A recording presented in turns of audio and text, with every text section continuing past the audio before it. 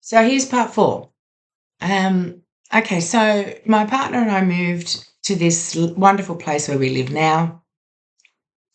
And for a while, I was really happy because I loved the fact that we were finally in a place that we both chose to be, and I wasn't just in his space. And so now it felt like my home as well.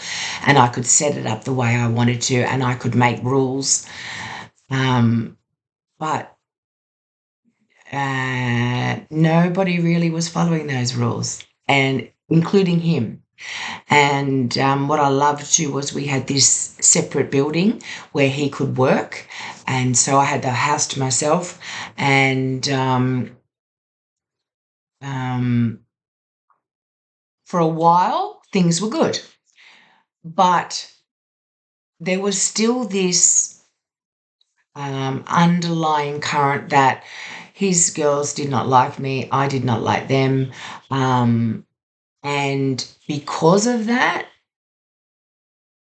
things were not good with my partner. So, um, but we were okay for a bit. We just struggled through until the neighbour across the road started work on this abandoned building. So where we moved had what we loved about it was that we had no neighbours on our boundary.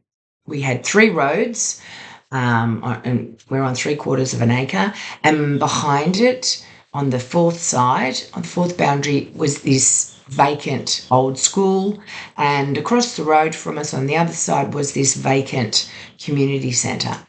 And the agent said to us at the time, like, how fantastic you've got no neighbours. But what we didn't realise was that, what we knew was that our neighbour down the hill had bought the community centre because there were 18th and 21st and parties and things that were being held there on weekends, and he he couldn't stand the noise. So he bought the centre off the council, and there were no more um, events being held there. So we thought, this is great. It never occurred to us that he's going to develop it, renovate it. So in December, so we moved in May 2023, and in December of, no, tell a lie, we must have moved in May 22. Yeah. And then in December 2023, this noise started. Excavator noise, horrendous loud noise. It started down the hill at first, but then it was across the road, and it started 7 o'clock in the morning, and or sometimes 6:30, and it would go to like 8, 9 o'clock at night, until sundown in the middle of summer. So I reached out to the neighbours who I'd already sort of met at the mailbox, and I asked them what was going on, and they said that, we're just doing some work on our dam, and this is the only time my husband can do it, my neighbour tells me, over the Christmas break. So we think, okay, well, when he goes back to work, the noise will stop. But no, that's not what happened. And then it got worse. And now the excavator is digging up the land across the road from us. And we start to think, well, is there a DA in place? Has he got council permission to do this, to excavate the land?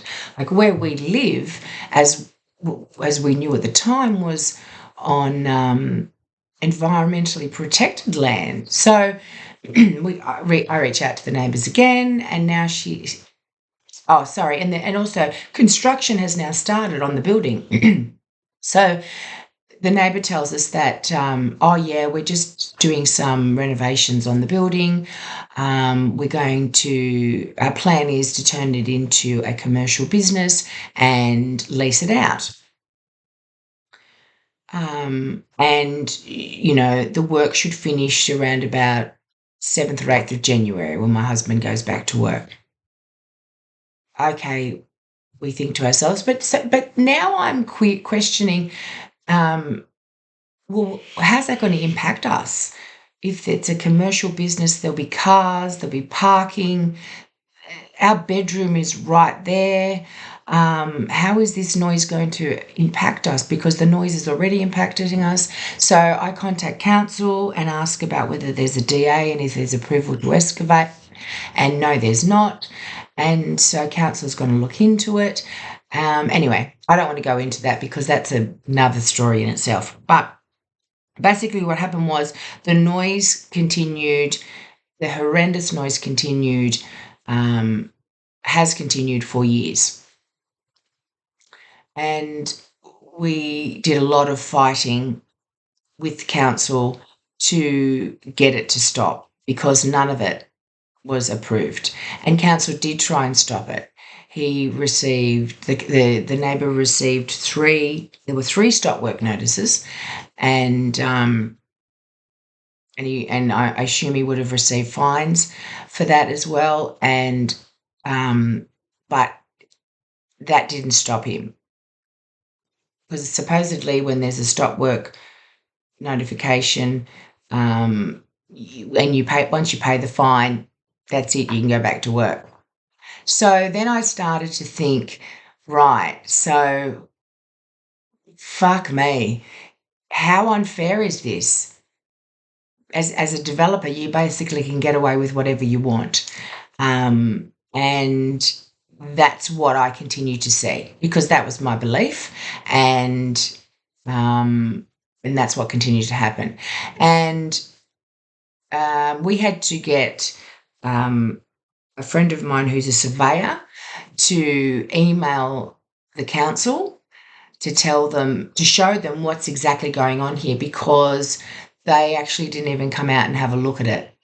And so many lies were told about how they had come and looked and investigated, blah, blah, blah, but no, they hadn't.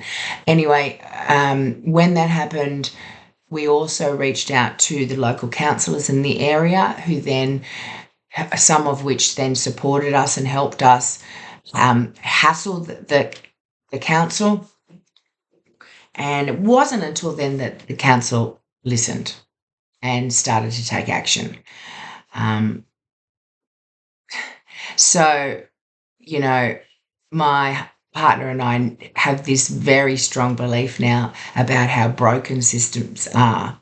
And we probably shouldn't have that belief because that's another limiting belief. But that's where we got to from our experiences.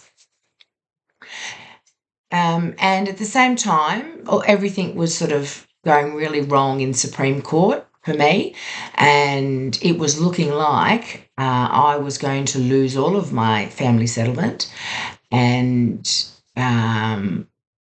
which was not good because we just bought a new home, and we pooled our money together to buy it, and I may have even gone to jail. Who knows? So I pressured my ex-husband to take action, and because he was the only one who could clear my name, he finally did take action and agreed to clear my name. However, he also had a $50,000 child support debt hanging over his head. And he told me that the only way to clear my name was if I if I cancelled the child support and child support taking him to court because he couldn't deal with two court matters, then he would clear my name. So that's what I did. And he did clear my name, but then I was left with a huge debt. Sorry, a huge legal bill. So then my solicitor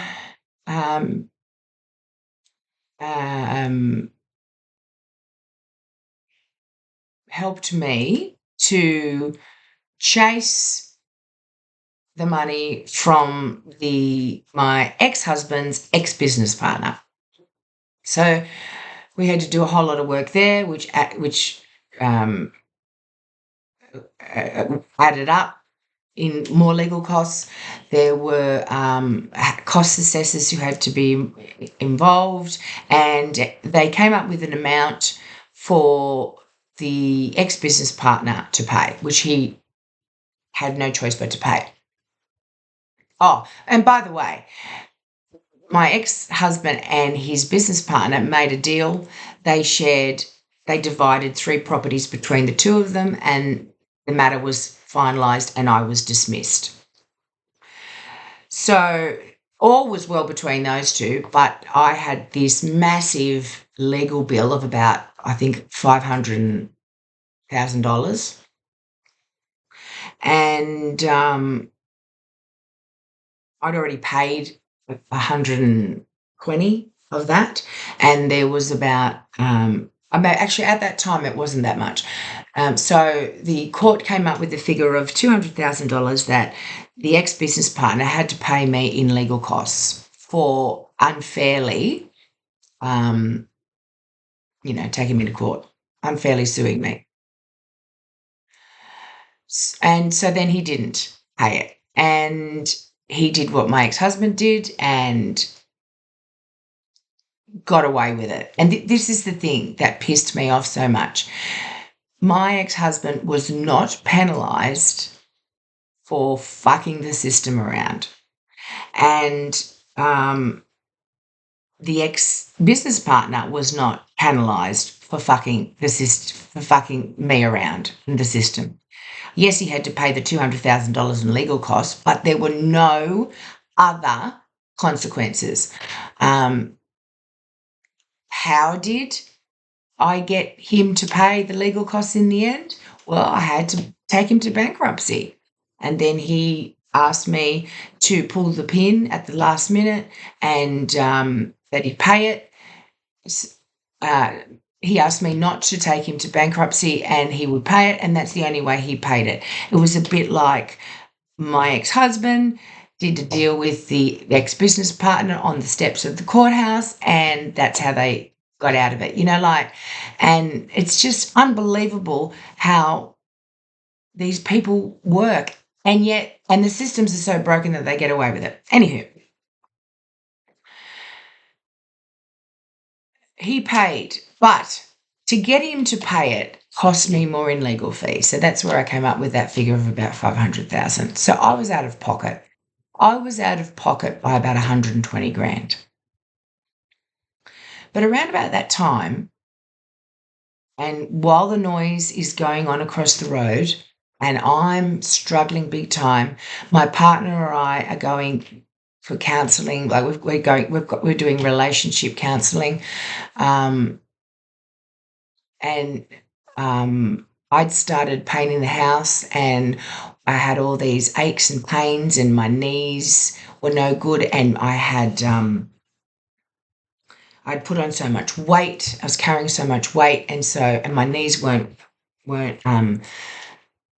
coping with it, and I had plantar fasciitis in my feet, so I could hardly walk, and the rosacea was really bad on my face, and